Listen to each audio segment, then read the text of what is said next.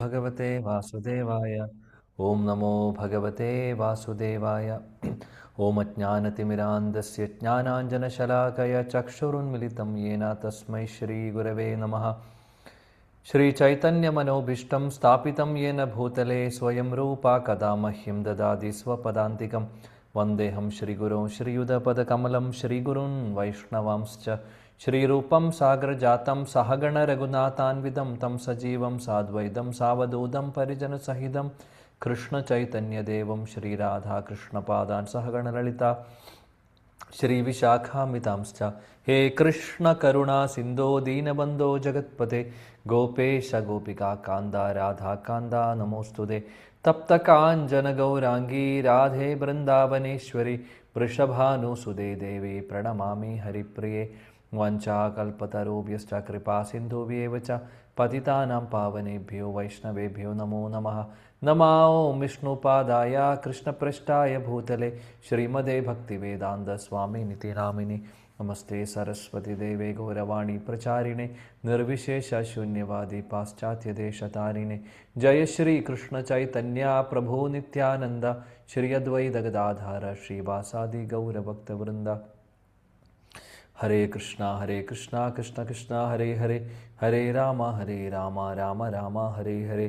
हरे कृष्णा कृष्ण कृष्ण हरे हरे, हरे राम राम राम हरे हरे। हरे कृष्णा कृष्ण कृष्ण हरे हरे, हरे राम राम राम हरे हरे। मूगं करोति वाचालं पङ्गुं लङ्घयते गिरिं यत्कृपातमहं वन्दे श्रीगुरुदीनतारिणं परमानन्दमाधवं। श्रीचैतन्यमीश्वरं हृदि यस्य प्रेरणाय प्रवृत्तितोगमरागरूपं तस्य हरेः पदकमलं वन्दे चैतन्यदेवस्य।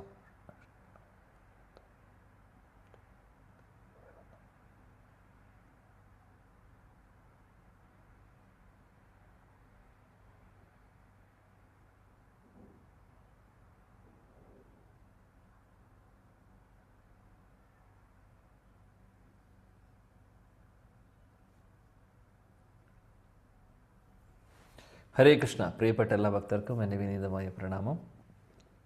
ശ്രീമദ് ഭാഗവതം സ്കന്ധം 1 അധ്യായം 5 നമ്മൾ പഠിക്കുന്നത്. ഭഗവാന്റെ മഹാകൃപ കൊണ്ട് ചൈതന്യ മഹാപ്രഭുവിൻ്റെ അഹേതുകമായിട്ടുള്ള കൃപയാൽ നമ്മൾ ഭാഗവതം പഠിക്കുന്നു. ശ്ലോകം 18 വരെ നമ്മൾ കഴിഞ്ഞ ക്ലാസ്സിൽ പഠിച്ചു. ശ്ലോകം 19 മുതൽ ഇന്ന് നമ്മൾ നോക്കാം. ശ്രീപാദ് നാരദമുനി വ്യാസദേവനെ നിർദ്ദേശിക്കുന്ന, ഉപദേശം കൊടുക്കുന്ന ഒരു സെക്ഷനാണ് നമ്മൾ പഠിച്ചുകൊണ്ടിരിക്കുന്നത്. അപ്പോൾ വ്യാസദേവനോട് നാരദമുനി പറയുന്നു, ഭഗവാനെക്കുറിച്ചുള്ള കാര്യങ്ങൾ നീ വേണ്ട രീതിയിൽ പറഞ്ഞിട്ടില്ല, അതുകൊണ്ടാണ് നിനക്ക് വിഷമം. നിൻ്റെ ഉള്ളിൽ സംതൃപ്തി, സന്തോഷമില്ലാത്തതിൻ്റെ കാരണം വേണ്ട അധികം അല്ലെങ്കിൽ വേണ്ട എത്ര ഭഗവാനെ സ്തുതിച്ചിട്ടില്ല, അതിന് പ്രാധാന്യം കൊടുത്തിട്ടില്ല, റിപ്പീറ്റ് ചെയ്തിട്ടില്ല, റിപ്പീറ്റഡ്ലി പറഞ്ഞിട്ടില്ല, അനുവർത്തിച്ചിട്ടില്ല. നമ്മൾ കഴിഞ്ഞ ക്ലാസ്സുകളിൽ അത് ചർച്ച ചെയ്തിരുന്നു. മാത്രമല്ല, 4 പുരുഷാർത്ഥങ്ങൾക്ക് കൂടുതൽ ഊന്നൽ കൊടുത്തു. ഇതാണ് പറ്റിയ പ്രശ്നം. അപ്പോൾ അതിനുള്ള സൊല്യൂഷനും കൂടെ അദ്ദേഹം പറഞ്ഞു കൊടുക്കുന്നു. സൊല്യൂഷൻ എന്താണ്?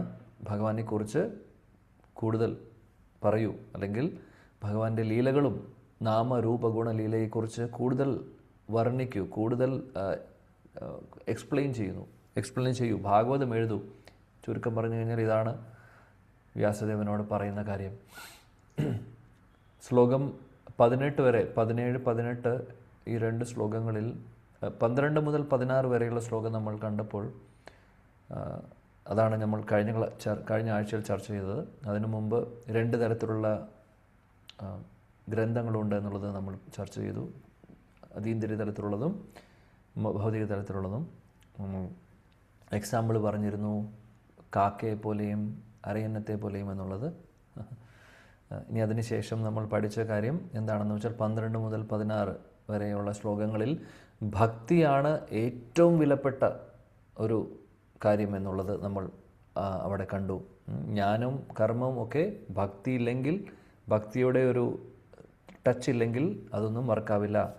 അപ്പോൾ ഏറ്റവും അമൂല്യമായിട്ടുള്ള ഒരു ആസ്തി എന്ന് പറയുന്നത്, അല്ലെങ്കിൽ കാര്യമെന്ന് പറയുന്നത് ഭക്തി മാത്രമാണ് എന്നുള്ളതാണ് നാരദമുനി അവിടെ ഊന്നിപ്പറയുന്നത്, വ്യാസദേവനോട് പറയുന്നത്. 17-ാമത്തെ ശ്ലോകം മുതൽ നമ്മൾ കാണുന്നത് 17, 18 ഈ 2 ശ്ലോകത്തിൽ നമ്മൾ കണ്ടത് എന്താണെന്ന് വെച്ചാൽ, ഭക്തിയുത സേവനങ്ങൾ ചെയ്യുമ്പോൾ, അല്ലെങ്കിൽ ഭക്തിയിലൂടെ നമുക്ക് കിട്ടുന്ന ആ ഒരു ക്രെഡിറ്റ്, ആ കിട്ടുന്ന ക്രെഡിറ്റ് എന്താണെങ്കിലും അത് ഒരിക്കലും നാശമാവുന്നില്ല, ഒരിക്കലും നശിച്ചു പോകുന്നില്ല, നമുക്കൊന്നും നഷ്ടപ്പെടാനില്ല, നഷ്ടമില്ല, ഗുണം മാത്രമേ ഉള്ളൂ. ഈവൻ ഒരു വ്യക്തിക്ക് അത് ആ ഒരു ലക്ഷ്യത്തിലേക്ക് എത്താൻ സാധിച്ചില്ലെങ്കിൽ പോലും, പകുതിയിൽ നിൽക്കുവാണെങ്കിൽ പോലും അവർക്കൊന്നും നഷ്ടപ്പെടുന്നില്ല, ഒന്നും നഷ്ടമാവുന്നില്ല. എന്താണോ അവർക്കുള്ള ക്രെഡിറ്റ് അതങ്ങനെ തന്നെ നിലനിൽക്കുന്നു എന്നുള്ളതാണ്. ആ ഒരു തീമാണ് ഈ 3 ശ്ലോകങ്ങളിൽ നമ്മൾ കാണുന്നത്, 17-ലും 18-ലും 19-ലും. 19-ാമത്തെ ശ്ലോകത്തിലും അതുതന്നെയാണ് പറയുന്നത്. അതിനുശേഷം അടുത്ത ഒരു ചെറിയൊരു സബ് തീമിലേക്ക് നമ്മൾ കിടക്കും. എന്താണെന്ന് നോക്കാം. 19-ാമത്തെ ശ്ലോകം. ന വൈ ജനോ ജാതു കഥാനുചാൻ ചനാർവ്രജേൻ മുകുന്ദ സേവേ അന്യവദംഗ സംശ്രുതിം സ്മരൻ മുകുന്ദാംഗ്രി ഉപഗൂഹനം പുനർ വിഹാതുമിച്ഛേന രസഗ്രഹോ ജനഃ. നിഷ മാതാജി ഉണ്ടോ? നിഷ സുരേഷ്.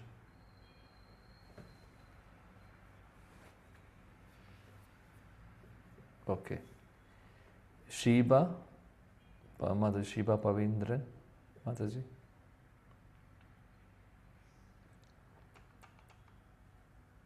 ഓക്കെ, ഇല്ല. ജി കെ നായർ പ്രഭു വായിക്കൂ. ഹരേ കൃഷ്ണ പ്രഭു. പ്രണാം പ്രഭു. ഹരേ കൃഷ്ണ. ഓം ശ്രീ ഗുരുഭ്യോ നമ. ഓം നമോ ഭഗവതേ വാസുദേവായ. ശ്ലോകം 19. ന വൈ ജനോ ജാതു കഥഞ്ചനാവൃജേ മുകുന്ദ സേവ്യന്യവദംഗ സംസ്കൃതിം സ്മരൻ മുകുന്ദം പുനർ വിഹാതുമിച്ഛേന രസഗ്രഹോ ജനാഃ. വിവർത്തനം ശ്രീല പ്രഭുപാദ് കി ജയ്. എന്റെ പ്രിയ വ്യാസ, ഒരു കൃഷ്ണഭക്തന് ഏതെങ്കിലും വിധത്തിൽ അധപ്പതിക്കാൻ ഇടയായാലും കർമ്മികളെ പോലുള്ളവർക്ക് സമാനമായ ഭൗതിക അസ്തിത്വത്തെ അദ്ദേഹം നിശ്ചയമായും അനുഭവിക്കുകയില്ല. എന്തെന്നാൽ ഭഗവാന്റെ പാദാരവിന്ദ സുധയുടെ രുചി ഒരിക്കലെങ്കിലും അനുഭവിച്ചറിഞ്ഞ ഒരാൾക്ക് ആ പരമാനന്ദ നിർവൃതിയെ വീണ്ടും വീണ്ടും സ്മരിക്കുകയല്ലാതെ മറ്റൊന്നും ചെയ്യാനാകില്ല. ഹരേ കൃഷ്ണ. ഹരേ കൃഷ്ണ. താങ്ക് യു പ്രഭു. Thank you. മനോഹരമായിട്ടുള്ള ശ്ലോകം നാരദമുനി പറയുന്നു വ്യാസദേവനോട്, എൻ്റെ പ്രിയപ്പെട്ട വ്യാസ ശിഷ്യ, ഭഗവാന്റെ ഒരു ഭക്തൻ ഭഗവാന്റെ ആ മാധുര്യം, ഒരു ഭക്തനാവുമ്പോൾ നമുക്ക് കിട്ടുന്ന ആ ഒരു സന്തോഷം അല്ലെങ്കിൽ ഒരു ആനന്ദം, അത് കുറച്ചെങ്കിലും മനസ്സിലാക്കിയിട്ടുള്ള ഒരു വ്യക്തിക്ക് ഒരിക്കലും ഒന്നും നഷ്ടപ്പെടുന്നില്ല. അതാണ് പറയുന്നത്. അങ്ങനെയുള്ള ആളുകൾ ഏതെങ്കിലും കാരണവശാൽ എന്തെങ്കിലും അവർക്ക് ഒരു വീഴ്ചയോ ഒരു താഴ്ചയോ അല്ലെങ്കിൽ എന്തെങ്കിലും ഇതിൽ നിന്ന് പാതയിൽ നിന്ന് ഈ ഒരു പ്രോസസ്സിൽ നിന്ന് മാറിപ്പോകുന്ന ഒരവസ്ഥ വന്നാൽ പോലും ഒന്നും അവർക്ക് നഷ്ടമാവുന്നില്ല. ഭൗതിക നിലയിലേക്ക് അവർ അധപതിക്കുന്നില്ല. മറ്റുള്ള കർമ്മികളെ പോലെ അവരുടെ പതനം സംഭവിക്കുന്നില്ല. മറിച്ച് കാരണം എന്താണ് ഇവിടെ പറയുന്നു? ഒരിക്കൽ ഭഗവാന്റെ ചരണാരവിന്ദങ്ങളിലെ ആ ഒരു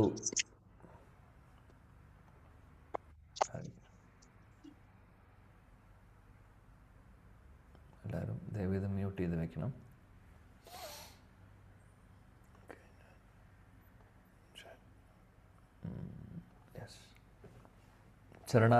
ഒരിക്കൽ ഭഗവാന്റെ ചരണാരവിന്ദങ്ങളിലെ ആ സ്വാദ്, അവിടെയുള്ള മകരന്തം അല്ലെങ്കിൽ അവിടെയുള്ള നെക്ടർ, അവിടെയുള്ള ആ ഒരു അമൃത് ആരെങ്കിലും ടേസ്റ്റ് ചെയ്തിട്ടുണ്ടെങ്കിൽ കുറച്ചെങ്കിലും ഒരു പ്രാവശ്യമെങ്കിലും അങ്ങനെയുള്ളവർ അതിനെക്കുറിച്ച് വീണ്ടും വീണ്ടും ഓർക്കും. ചിലപ്പോൾ ഒരു പക്ഷേ കുറച്ച് സമയത്തേക്ക് താൽക്കാലികമായിട്ടൊരു മറവി സംഭവിക്കാം. എന്നാലും ഒരിക്കൽ ടേസ്റ്റ് ചെയ്തിട്ടുണ്ടെങ്കിൽ അത് വീണ്ടും ഓർമ്മ വരും പിന്നീട്. വീണ്ടും ആ ഒരു മകരന്തം അല്ലെങ്കിൽ ആ ഒരു അമൃത് ആസ്വദിക്കാനുള്ള ആഗ്രഹം അവരുടെ ഉള്ളിൽ വരുന്നു. താൽക്കാലികമായിട്ടുള്ള ഒരു മൂടൽ ഉണ്ടാവാം പക്ഷേ എന്നാലും അവർക്കൊന്നും നഷ്ടപ്പെടുന്നില്ല. സാധാരണ ഭൗതിക തലത്തിൽ ഇന്ദ്രിയ സുഖങ്ങൾ മാത്രം നോക്കി നടക്കുന്ന കർമ്മികളെ പോലെ ഒരിക്കലും കമ്പയർ ചെയ്യാൻ സാധിക്കില്ല എന്നുള്ളതാണ് പറയുന്നത്. അപ്പോൾ ഭക്തർക്ക്, അതാണ് ഇവിടെ ഈ 3 ശ്ലോകങ്ങളിലായിട്ട് നമ്മൾ കണ്ടിട്ടുള്ള തീം എന്താണെന്ന് വെച്ചാൽ, ഭക്തിയുത സേവനങ്ങൾ ചെയ്യുന്നവർക്ക് എന്തെങ്കിലും കാരണവശാൽ ഒരു ചെറിയൊരു ഗ്ലാനി സംഭവിച്ചു കഴിഞ്ഞാലും അവർക്കൊന്നും നഷ്ടപ്പെടുന്നില്ല. അവർ ഇന്നല്ലെങ്കിൽ തിരിച്ച് വരും എന്നുള്ളതാണ് പറയുന്നത്. അത്രമാത്രം ശക്തിയാണ് ഭക്തിയുത സേവനങ്ങൾക്കുള്ളത്. ശില വിശ്വനാഥ ചക്രവർത്തി ഠാക്കൂർ ഇവിടെ വിവരിക്കുന്നു. പത്മപുരാണത്തിലും മറ്റുള്ള ശാസ്ത്രങ്ങളിലും പറയുന്നുണ്ട്, ഒരു വൈഷ്ണവനെ സംബന്ധിച്ച്, ഒരു ഭക്തനെ സംബന്ധിച്ച് അവർ നല്ല രീതിയിൽ പ്രാക്ടീസ് ചെയ്യുന്നുണ്ടെങ്കിൽ അവർക്ക് ഒന്നും സംഭവിക്കുന്നില്ല. മാത്രമല്ല, അവർ വീണ്ടും ഈ ഭൗതികലോകത്തിൽ ജനിക്കാത്ത അവസ്ഥ പോലും വൈഷ്ണവർക്ക് വരുന്നു, ഭക്തർക്ക് വരുന്നു. കാര്യം ഈ താൽക്കാലികമായിട്ടുള്ളൊരു ഗ്ലാനിയിൽ അത് വലിയൊരു പ്രശ്നമല്ല. അതെല്ലാവർക്കും സംഭവിക്കാം പക്ഷെ തിരിച്ചു വരാനുള്ള അവസരം വീണ്ടും കിട്ടുന്നതായിരിക്കും. മറ്റുള്ളവരെ പോലെ അന്ധകാരത്തിലേക്ക് പോവില്ല. ഭഗവാൻ പറയുന്നുണ്ട് ഭഗവത്ഗീതയിൽ, അല്ലേ? കൂടുതൽ നമ്മൾ ഇന്ദ്രിയ സുഖങ്ങളുടെ പുറകിൽ പോയി കഴിഞ്ഞാൽ, ഭൗതികമായിട്ടുള്ള കാര്യങ്ങളുടെ പുറകിൽ പോയി കഴിഞ്ഞാൽ നമ്മൾ അന്ധകാരത്തിലാവും. അവസാനം ഈ ബുദ്ധി വർക്കാവാത്തൊരവസ്ഥയിലേക്ക് വരും.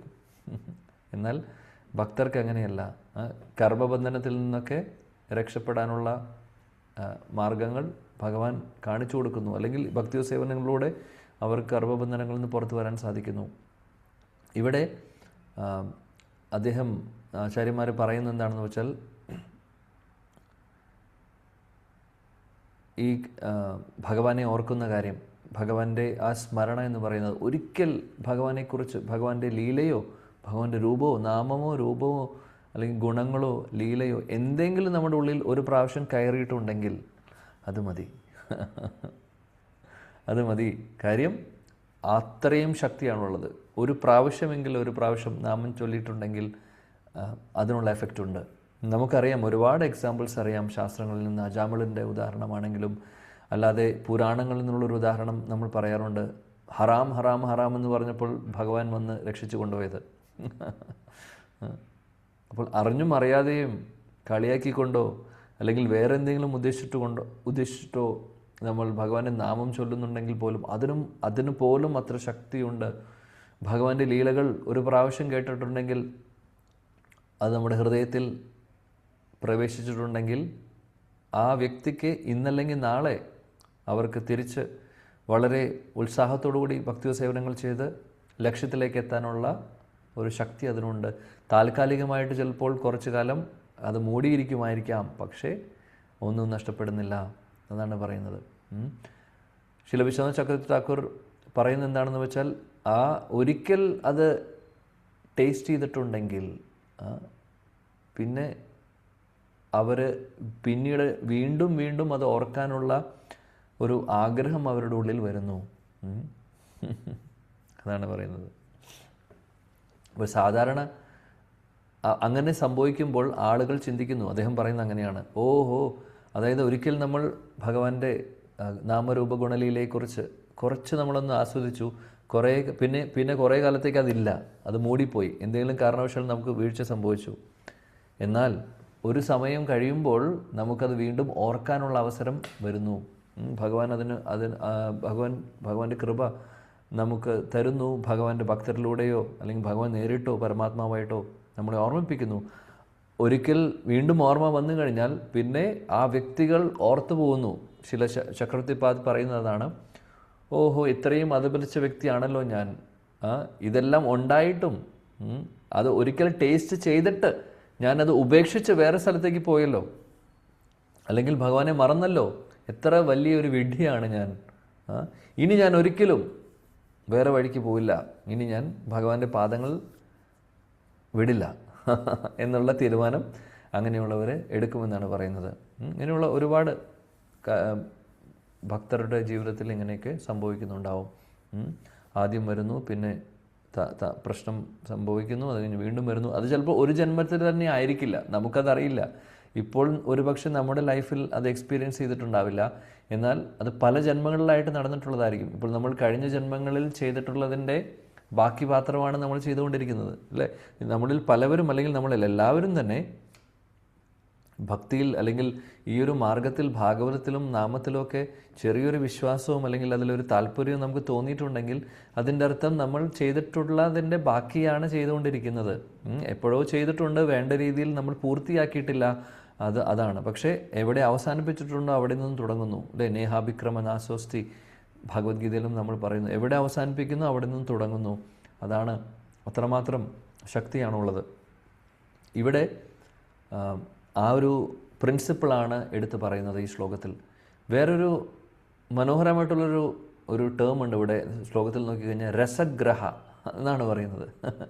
രസഗ്രഹ എന്ന് പറഞ്ഞു കഴിഞ്ഞാൽ അവിടെ ചക്രവർത്തിപാദ് അവിടെ എക്സ്പ്ലെയിൻ ചെയ്യുന്നത്, രസഗ്രഹ എന്ന് പറയുമ്പോൾ നമ്മളിതുപോലെ ഗ്രഹ എന്ന് പറഞ്ഞു കഴിഞ്ഞാൽ പ്ലാനറ്റ്, ഗ്രഹം എന്ന് പറയുന്ന പോലെ. ഇപ്പോൾ രസഗ്രഹ എന്ന് പറയുമ്പോൾ അതായത് രസം, ഭഗവാന്റെ ഭക്തിരസം ഉള്ള അല്ലെങ്കിൽ ഭക്തിരസമാവുന്ന ആ ഒരു പ്ലാനറ്റ് നമ്മളെ പൂർണ്ണമായിട്ടും നമ്മളെ കീഴ്പ്പെടുത്തിയിരിക്കുന്നു എന്നാണ് പറയുന്നത്. നമ്മൾ കേട്ടിട്ടുണ്ട് കൃഷ്ണഗ്രഹ ഗൃഹീതാത്മ. എവിടെയാണത് പറയുന്നത്?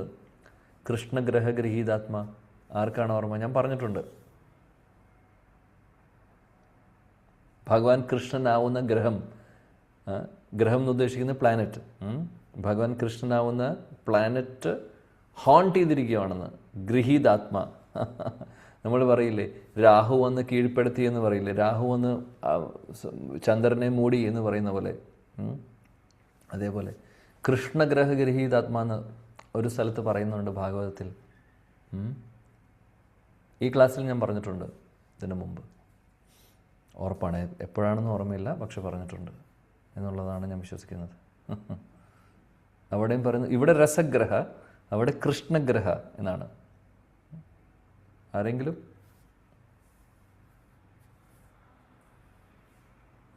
കൃഷ്ണഗ്രഹ ഗൃഹീതാത്മ.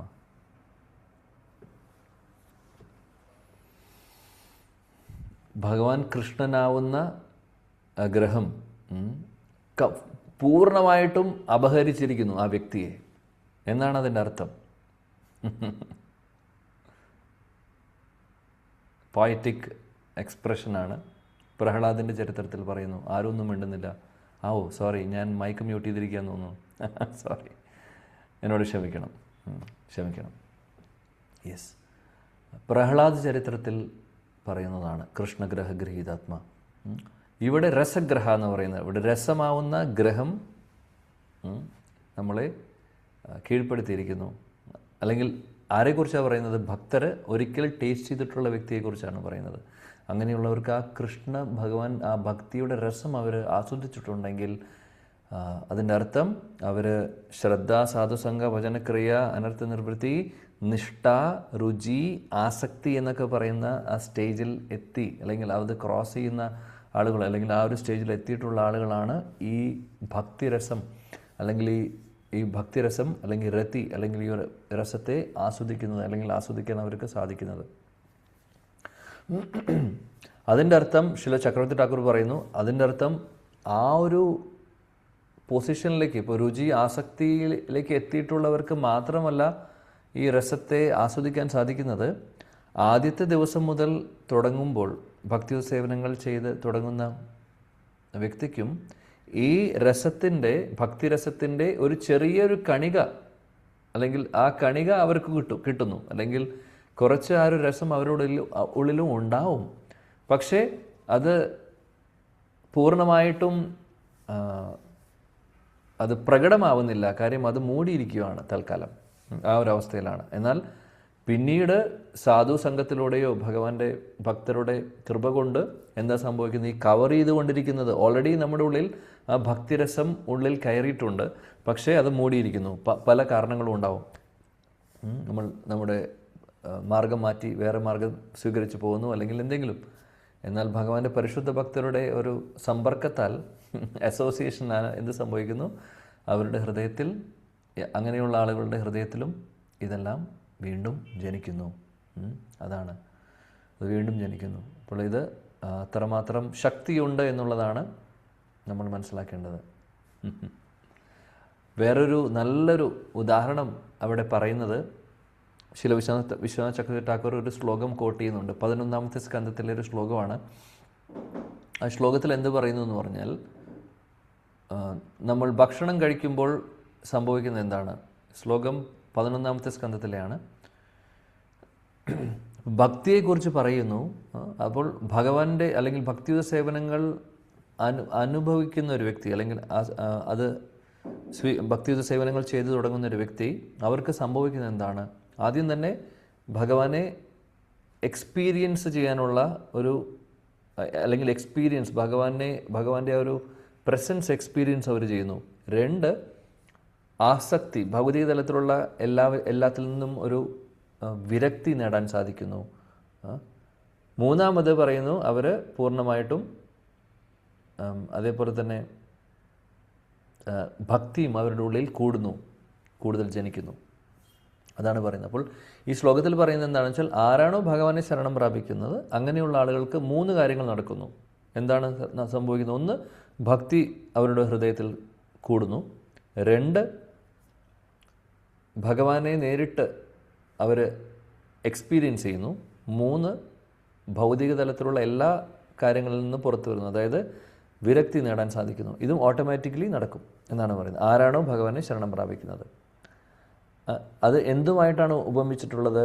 ഒരു വ്യക്തി ഭക്ഷണം കഴിക്കുമ്പോൾ അവർക്ക് ആ ഭക്ഷണം വിശന്നിരിക്കുന്ന അവസ്ഥയിൽ എന്താ സംഭവിക്കുന്നത്? നമ്മൾ വിശന്നിരിക്കുന്ന സമയത്ത് നമ്മൾ ഭക്ഷണം കഴിക്കുമ്പോൾ ആ വയറിന് വേണ്ട നമുക്കൊരു ഫുൾനെസ് തോന്നുന്നു, സാറ്റിസ്ഫാക്ഷൻ തോന്നുന്നു. അതേപോലെ വിശപ്പിൽ നിന്ന് ഒരു സമാധാനം നമുക്ക് കിട്ടുന്നു. അതേപോലെ തന്നെ നമുക്ക് ആ കഴിക്കുന്ന ഭക്ഷണം നമുക്ക് ശരിയായിട്ടുള്ള രീതിയിൽ, അല്ലെങ്കിൽ അതിൽ നിന്നൊരു ആനന്ദം കിട്ടുന്നു, ഒരു സന്തോഷം കിട്ടുന്നു. 3 കാര്യങ്ങളാണ് സംഭവിക്കുന്നത്. വിശന്നിരിക്കുമ്പോൾ നമ്മൾ കഴിക്കുമ്പോൾ സംഭവിക്കുന്നത്, ഇത് ഭാഗവതം പറയുന്നതാണ്, നല്ല വിശപ്പിലിരിക്കുമ്പോൾ നമുക്ക് ഭക്ഷണം കഴിക്കാൻ കിട്ടിക്കഴിഞ്ഞാൽ, കഴിക്കുമ്പോൾ സംഭവിക്കുന്ന 3 കാര്യങ്ങൾ. നമുക്കൊരു സന്തോഷം, കഴിക്കുമ്പോൾ ആ ആനന്ദം ഉണ്ടാകുന്നു, സന്തോഷം ഉണ്ടാകുന്നു. 2, വയറ് നിറയുന്നു. 3, വിശപ്പടങ്ങുന്നു.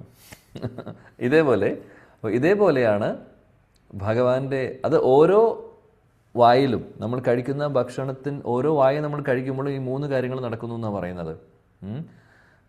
വിശപ്പും അടങ്ങുന്നു, വിശപ്പിനൊരു സമാധാനം കിട്ടുന്നു, അതേപോലെ തന്നെ ആ ഒരു സന്തോഷം കിട്ടുന്നു. 3, വയറ് നിറഞ്ഞു വരുന്നു.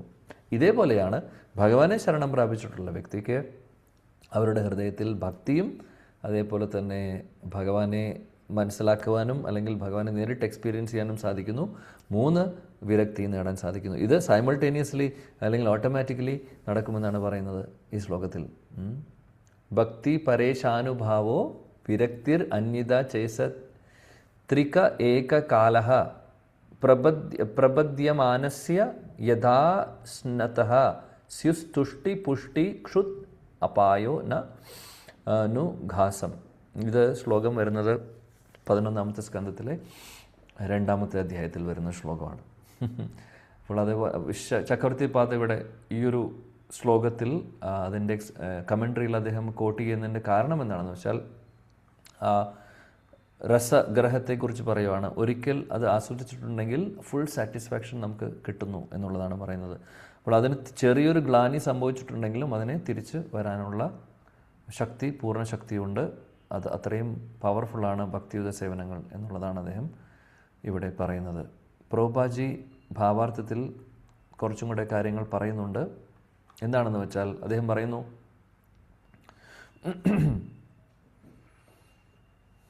ചില ആളുകൾക്ക് ചിലപ്പോൾ ഭക്തിയുത സേവനങ്ങൾ ചെയ്ത് മുന്നോട്ട് പോകുമ്പോൾ അവർക്കെല്ലാം ഭൗതിക തലത്തിലൂടെ എല്ലാം നഷ്ടപ്പെടുന്നതായിട്ട് കാണാം. നമ്മൾ നേരത്തെ പറഞ്ഞു 11-ാമത്തെ സ്കന്ധത്തിലെ ശ്ലോകം പറഞ്ഞപ്പോൾ അവിടെ വിരക്തി നേടാൻ സാധിക്കും, വിരക്തി സംഭവിക്കുന്നു എന്നുള്ളത്.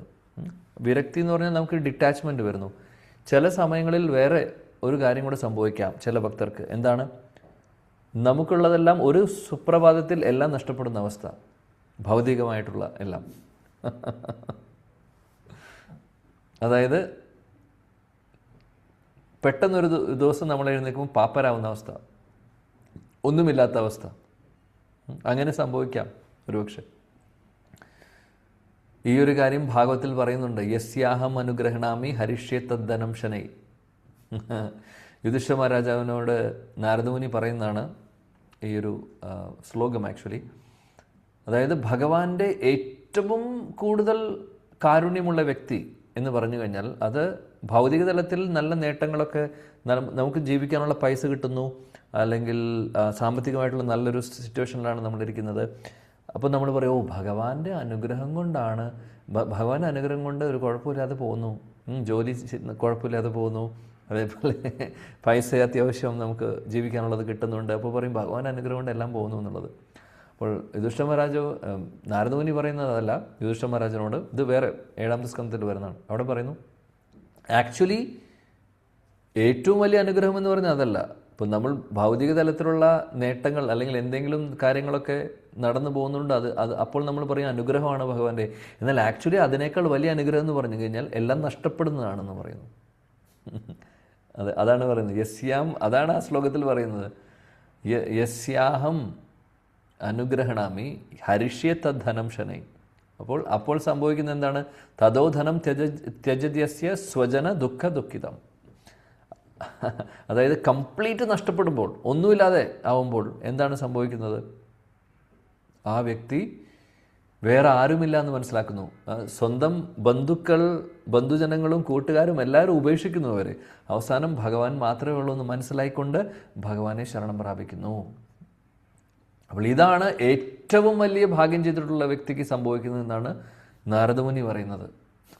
പക്ഷെ നമുക്ക് ആർക്കെങ്കിലും ഇത് ചിന്തിക്കാൻ സാധിക്കുമോ?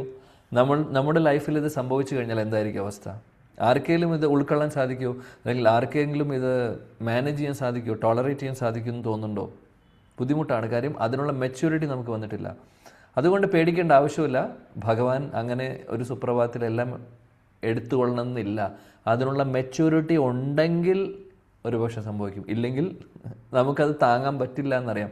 ഭഗവാൻ എന്തെങ്കിലും ചെയ്യുന്നുണ്ടെങ്കിൽ അത് നമുക്ക് താങ്ങാൻ പറ്റുന്ന രീതിയിലുള്ള കാര്യങ്ങളെ ചെയ്യുന്നുള്ളൂ. ഈവൻ കർമ്മം അനുസരിച്ച് നമ്മൾക്ക് ഏറ്റവും വലിയൊരു ശിക്ഷയോ അല്ലെങ്കിൽ ഏറ്റവും വലിയൊരു ദുഃഖവും അല്ലെങ്കിൽ ഒരു സിറ്റുവേഷനിലൂടെ കടന്നു പോകണമെന്നുണ്ടെങ്കിലും ഭഗവാൻ ഒരു കാര്യം ആലോചിക്കും. കർമ്മം അനുസരിച്ച് കിട്ടേണ്ട ഒരു കാര്യം ഉണ്ടാവും നമുക്ക്. പക്ഷെ ഭഗവാൻ ആലോചിക്കും, ഈ വ്യക്തിക്ക് ഇത്രയും താങ്ങാൻ സാധിക്കുമോ? സാധിക്കില്ല എന്ന് ഭഗവാൻ അറിയുന്നുണ്ടെങ്കിൽ ഭഗവാൻ അതനുസരിച്ച് അതിൻ്റെ കാഠിന്യം വരെ കുറച്ച് കൊടുക്കുന്നു. കാര്യം നമുക്കത് മാനേജ് ചെയ്യാൻ പറ്റില്ല എന്ന് ഭഗവാൻ അറിയാം. വളരെ ഭഗവാന്റെ കാരുണ്യത്തെക്കുറിച്ച് പറയാനില്ല. ഓരോ സിറ്റുവേഷനിലും അദ്ദേഹം നോക്കിയും കണ്ടും നമുക്ക് പറ്റുന്ന മാനേജ് ചെയ്യാൻ പറ്റുന്ന കാര്യങ്ങളാണ് അദ്ദേഹം തരുന്നുള്ളൂ. ഒരിക്കലും നമ്മളിത് മനസ്സിലാക്കുന്നില്ല എന്ന് മാത്രം. നമ്മളെപ്പോഴും ഭഗവാനെ പഴി പറയുന്ന ഒരവസ്ഥയാണ്. ഓ ഭഗവാനെ, എന്തുകൊണ്ട് ഇതെൻ്റെ ജീവിതത്തിൽ സംഭവിക്കുന്നു? എന്തുകൊണ്ട് പ്രശ്നങ്ങൾ എൻ്റെ ലൈഫിൽ വരുന്നു? ഞാൻ ഇത്രയും പ്രാർത്ഥിക്കുന്നുണ്ട്, ഇത്രയും നാമം ജപിക്കുന്നുണ്ട്, പല കാര്യങ്ങളും ചെയ്യുന്നുണ്ട്, പക്ഷേ എന്തുകൊണ്ട് ഇതെല്ലാം സംഭവിക്കുന്നു എന്നുള്ള ചിന്തയായിരിക്കും ഒരുപക്ഷെ നമുക്ക് വരുന്നുണ്ടെങ്കിൽ ഒന്ന് ആലോചിച്ച് നോക്കൂ, എത്ര വലിയ തെറ്റാണ് നമ്മൾ ചെയ്യുന്നത്. ഭഗവാന്റെ മഹാകൃപയെക്കുറിച്ച് നമ്മൾ മനസ്സിലാക്കുന്നില്ല. ഭഗവാൻ ശരിക്കും പറയുകയാണെങ്കിൽ ഇവിടെ പറയുന്നു, ഏത് സിറ്റുവേഷനിലും രക്ഷിഷ്യത്തെ വിശ്വാസോ, അതാണ് ശരണാഗതി. ഏത് സാഹചര്യത്തിലും എന്നെ രക്ഷിക്കുന്നത് അല്ലെങ്കിൽ എന്നെ പരിപാലിക്കുന്നത് ഭഗവാൻ മാത്രമേ ഉള്ളൂ എന്നുള്ള വിശ്വാസം ശരണാഗതിയുടെ ഒരു അംഗമാണ്. ആ വിശ്വാസം ഇല്ലെങ്കിൽ പറഞ്ഞിട്ട് കാര്യമില്ല. അപ്പോൾ ലൈഫിൽ എന്ത് സംഭവിച്ചു കഴിഞ്ഞാലും അത് ഭഗവാന്റെ തീരുമാനം കൊണ്ട്, അദ്ദേഹത്തിൻ്റെ തീരുമാനം അനുസരിച്ച് നടക്കുന്നതാണ് എന്നുള്ളതും, അത് ഭഗവാന്റെ നിശ്ചയപ്രകാരം ആണെന്നുള്ളതും, ഈ ഒരു കാര്യം എന്നെ ഭഗവാനിലേക്ക് കൂടുതൽ അടുപ്പിക്കാൻ വേണ്ടിയിട്ടുള്ളതാണെന്നും, അതേപോലെ തന്നെ എന്നെ ഈ ഒരു സാഹചര്യത്തിലൂടെ കടന്നു പോകാൻ ഭഗവാൻ അല്ലെങ്കിൽ സാഹചര്യത്തിലൂടെ ഞാൻ കടന്നു പോകുന്നതിൻ്റെ കാരണം ഭഗവാൻ എന്നെ ഇതിൽ നിന്ന് എന്തോ ഒരു വലിയൊരു പാഠം പഠിപ്പിക്കുന്നുണ്ട്. അതെന്താണ് എന്നുള്ളതാണ് നമ്മൾ നോക്കേണ്ടത്. അല്ലാതെ അദ്ദേഹത്തെ പഴി പറയല്ല ചെയ്യേണ്ടത്. അതാണ് നമ്മളിവിടെ ഓർക്കേണ്ട കാര്യം. അതേപോലെ പ്രഭുപാദ് പറയുന്നു, ഭഗവത്ഗീതയിലെ കാര്യം ഇവിടെ കോട്ട് ചെയ്തുകൊണ്ട് അദ്ദേഹം പറയുന്നു, ഒരു വ്യക്തിക്ക് ഏതെങ്കിലും കാരണവശാൽ ഭക്തി പ്രാക്ടീസ് ചെയ്തുകൊണ്ടിരുന്ന വ്യക്തിക്ക് എന്തെങ്കിലും കാരണവശാൽ ഒരു വീഴ്ച സംഭവിച്ചു കഴിഞ്ഞാലും അവർക്ക് അടുത്ത ജന്മത്തിൽ ഒരു നല്ലൊരു കുടുംബത്തിൽ ജനിക്കുവാനുള്ള അവസരം കിട്ടുന്നു എന്നുള്ളത് പ്രാപ്യപുണ്യകൃതം ലോകം, ഈ ശ്ലോകം എല്ലാവർക്കും നമ്മൾ കേട്ടിട്ടുള്ളതാണ്. 6ാമത്തെ അധ്യായത്തിൽ വരുന്നത് അല്ലേ? ശുചിനാം ശ്രീമതാം ഗേഹേ യോഗഭ്രഷ്ടോ വിജായതേ, ആ ഒരു ശ്ലോകം വരുന്നുണ്ട്. അതിനുശേഷം പ്രഭുപാദ് വേറൊരു ശ്ലോകം ഭഗവത്ഗീതയിൽ വരുന്നുണ്ട്. അത് കഴിഞ്ഞിട്ട് തൊട്ടടുത്തുള്ള ശ്ലോകത്തിൽ പറയുന്നു, അഥവാ യോഗിനാമേവ കുലേ ഭവതി ധീമതാം ഏതദ്ധി ദുർലഭതരം ലോകേ ജന്മ യത് ഇദൃശം.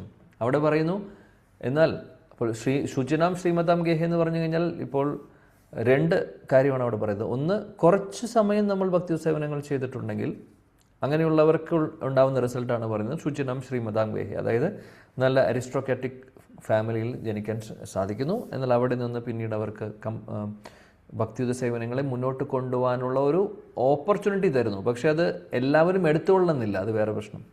എന്നാൽ ഒരുപാട് കാലങ്ങൾ നമ്മൾ പ്രാക്ടീസ് ചെയ്തിട്ട് എന്തെങ്കിലും കാരണവശാൽ അത് കംപ്ലീറ്റ് ചെയ്യാത്തൊരവസ്ഥ വന്നു കഴിഞ്ഞാൽ അവിടെ പറയുന്നത് എന്താണെന്ന് വെച്ചാൽ അങ്ങനെയുള്ളവർക്ക് കുലേ ഭവതി ധീമതാം അതാ വാ യോഗ്യനാമേവ കുലേ ഭവതി ധീമതാം, അങ്ങനെയുള്ളവർക്ക്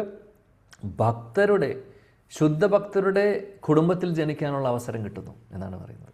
അവരുടെ ഫാമിലിയിൽ, പരിശുദ്ധ ഭക്തരുടെ ഫാമിലിയിൽ ജനിക്കാനുള്ള അവസരം കിട്ടുന്നു. അങ്ങനെയുള്ളവർക്ക് പിന്നീട് ഒരു ഡീവിയേഷൻ സംഭവിക്കില്ല. എന്നാൽ ശുചിനാം ശ്രീമതാം ഗേഹ എന്ന് പറയുന്ന ഓപ്ഷനിൽ വരുന്ന ആളുകൾ ആണെങ്കിൽ അവർക്ക് നന്നാവാം, ചീത്തയാവാം, അല്ലെങ്കിൽ വഴി മാറാനുള്ള സാധ്യതയുണ്ട്. കാര്യം ഓപ്പർച്യൂണിറ്റി ഉണ്ട്, അത് വേണ്ട രീതിയിൽ ഉപയോഗിച്ചില്ലെങ്കിൽ അവിടെ നഷ്ടം സംഭവിക്കുന്നുണ്ട്.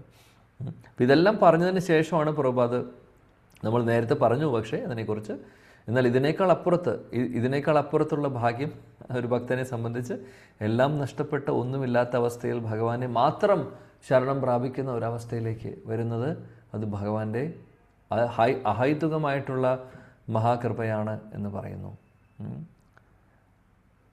പ്രഭുപാദ് അതേപോലെ തന്നെ ഭാവാർത്ഥത്തിൻ്റെ അവസാന ഭാഗത്ത് പറയുന്നു, ഒരു ഭക്തനെ സംബന്ധിച്ച് അവർക്ക് ഭൗതികമായിട്ടുള്ള ഒരു തരത്തിലുള്ള സംഭവങ്ങളോടും അവർക്ക് താല്പര്യമില്ല.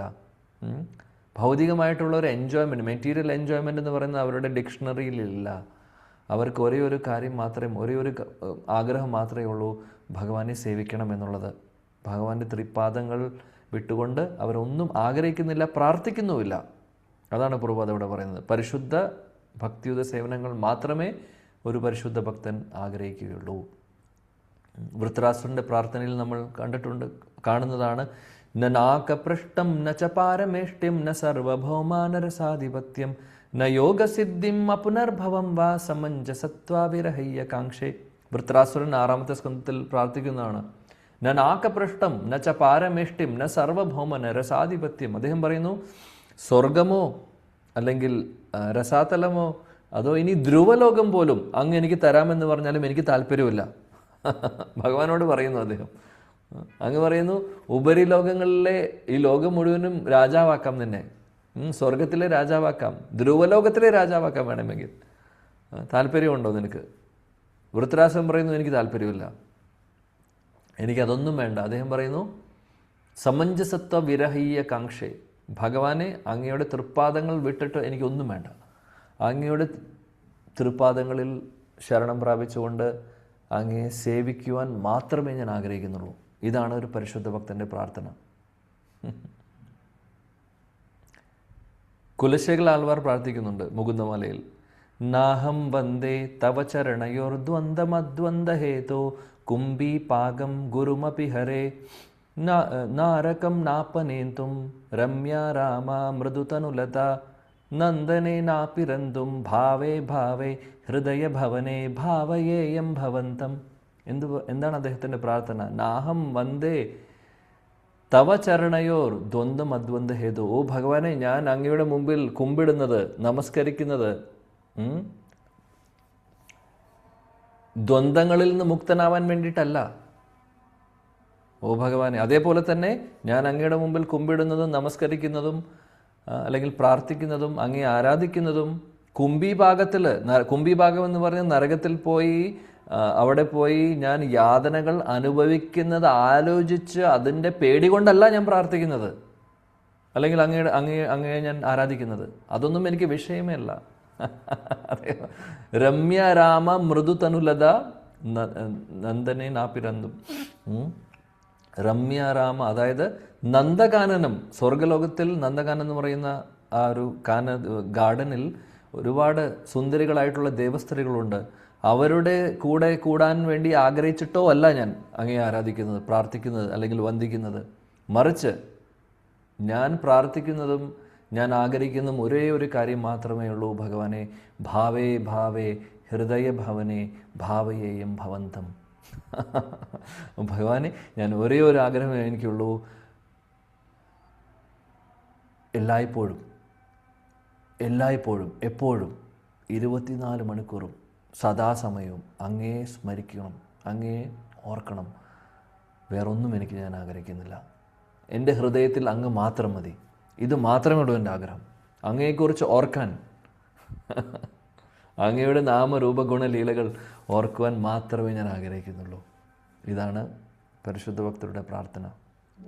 പ്രഭുപാദ് അതാണ് ഇവിടെ പറയുന്നത്, പരിശുദ്ധ ഭക്തർ വേറൊന്നും ആഗ്രഹിക്കുന്നില്ല എന്നുള്ളത്. ഹരേ കൃഷ്ണ. ശ്ലോകം 20. ഇദം ഹി വിശ്വം ഭഗവാനിവേതരോ യതോ ജഗത്സ്ഥാന നിരോധ സംഭവാഃ തദ്ധി സ്വയം വേദ ഭവാംസ്തഥാപി തേ പ്രാദേശമാത്രം ഭവതാ പ്രദർശിതം. ശ്രീദേവി ഹരിവന്ദന മാതാജിയുണ്ടോ?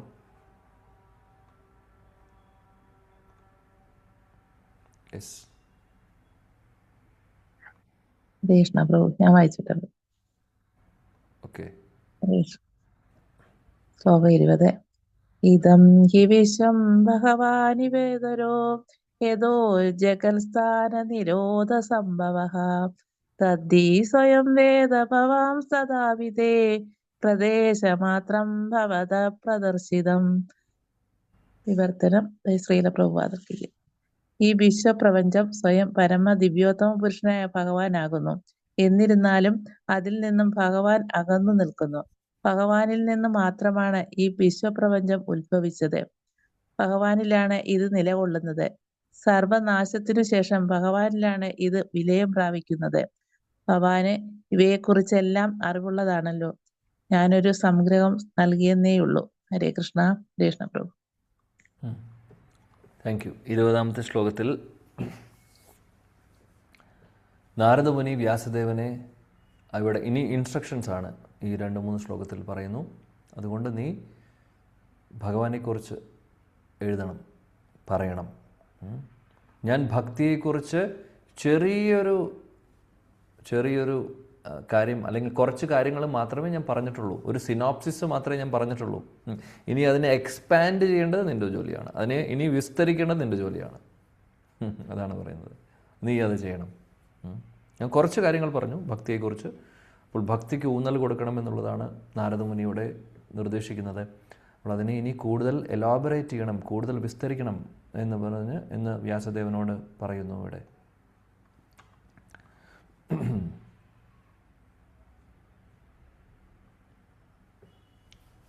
പ്രഭുപാദ് ഭാവാർത്ഥത്തിൽ പറയുന്നു, ആളുകൾക്ക്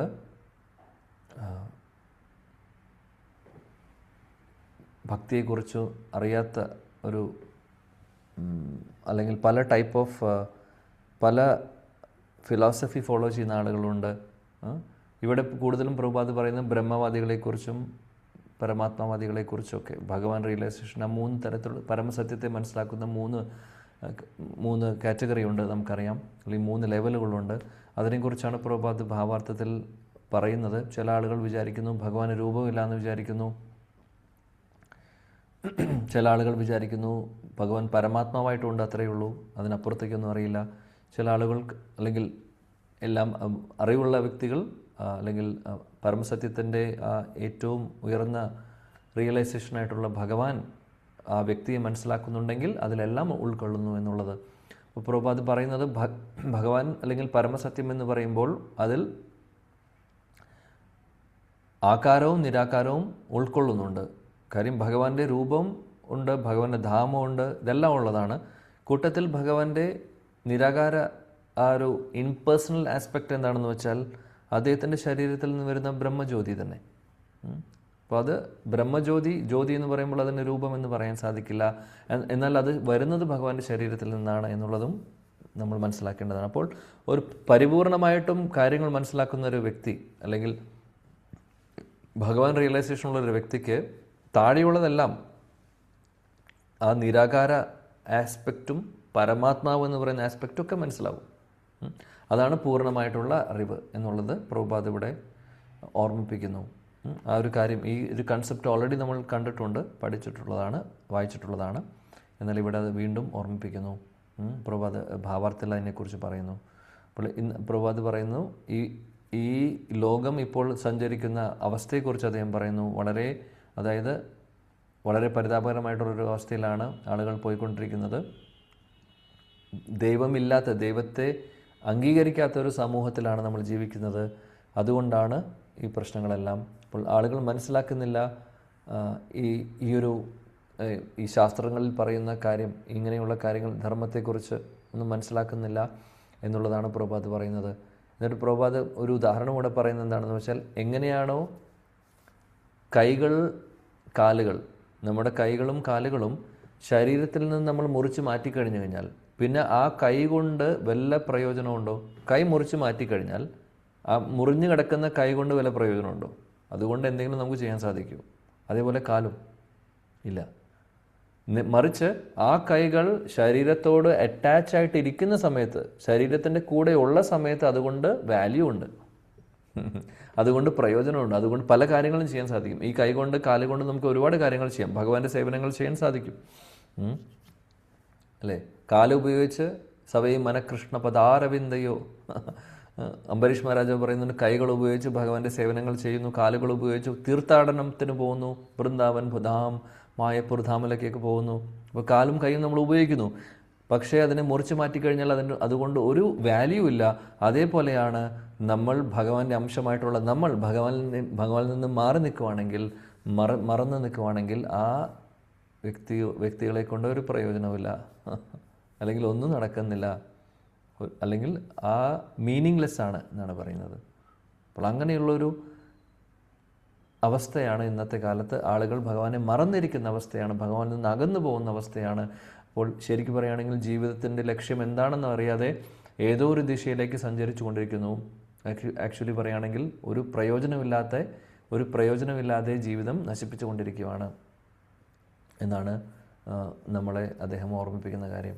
അതുകൊണ്ട് എപ്പോഴും ഭഗവാനുമായിട്ട് ചേർന്ന് നിൽക്കാൻ നമ്മൾ ഓർക്കണം എന്നുള്ളത് പറയുന്നു. പിന്നീട് പ്രഭുപാദ് ഇവിടെ എക്സ്പ്ലെയിൻ ചെയ്യുന്നു. ഭാവാർത്ഥം വലുതാണ്, അതിലെ മെയിനായിട്ടുള്ള പോയിൻറ്റ്സാണ് നമ്മൾ പറയുന്നത്. ഭഗവാന്റെ ബഹിരാംഗ ശക്തിയെക്കുറിച്ചും ആന്തരിക ശക്തിയെക്കുറിച്ചും അദ്ദേഹം ഇവിടെ പറയുന്നുണ്ട്. എന്നിട്ട് പറയുന്നു, ബഹിരാംഗ ശക്തി ആവട്ടെ ആന്തരിക ശക്തി ആവട്ടെ, ഈ രണ്ടും ഭഗവാൻ എന്ന് പറയുന്ന വ്യക്തിയുടെ കൺട്രോളിലാണ് ഇരിക്കുന്നത് പൂർണ്ണമായിട്ടും. ഈ ശക്തികൾ ഭഗവാന്റെ മുകളിലല്ല, ഭഗവാനാണ് മുകളിൽ.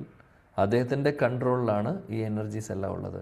അതുകൊണ്ട് മായാശക്തി എന്ന് പറയുന്ന ഭഗവാന്റെ ബഹിരാംഗ ശക്തി, ദേവിഹി ഏഷ ഗുണമയി മമ മായ ദുരത്യയ, ഭഗവാൻ അവിടെ പറയുന്നുണ്ട്, എൻ്റെ ശക്തിയാണ്. അതുകൊണ്ട് മായാശക്തി എന്ന് പറയുന്നത് എന്നിൽ നിന്ന് വരുന്നതാണെങ്കിൽ എൻ്റെ ബഹിരാംഗ ശക്തിയാണ്, ഒരുപാട് പവർഫുള്ളാണ്. എന്നാൽ ആർക്കും അത് മറികടക്കാൻ സാധിക്കില്ല. എന്നെ ശരണം പ്രാപിക്കുന്ന ആളുകൾക്ക് മറികടക്കാൻ സാധിക്കും എന്ന് ഭഗവാൻ പറയുന്നു. എന്നാൽ ആ മായാശക്തിക്ക് ഭഗവാനെ ഓവർടേക്ക് ചെയ്യാൻ സാധിക്കില്ല. കാര്യം അത് ഭഗവാന്റെ കൺട്രോളിലിരിക്കുന്നതാണ്. എപ്പോഴും ഭഗവാന്റെ കൺട്രോളിലായിരിക്കും എല്ലാം.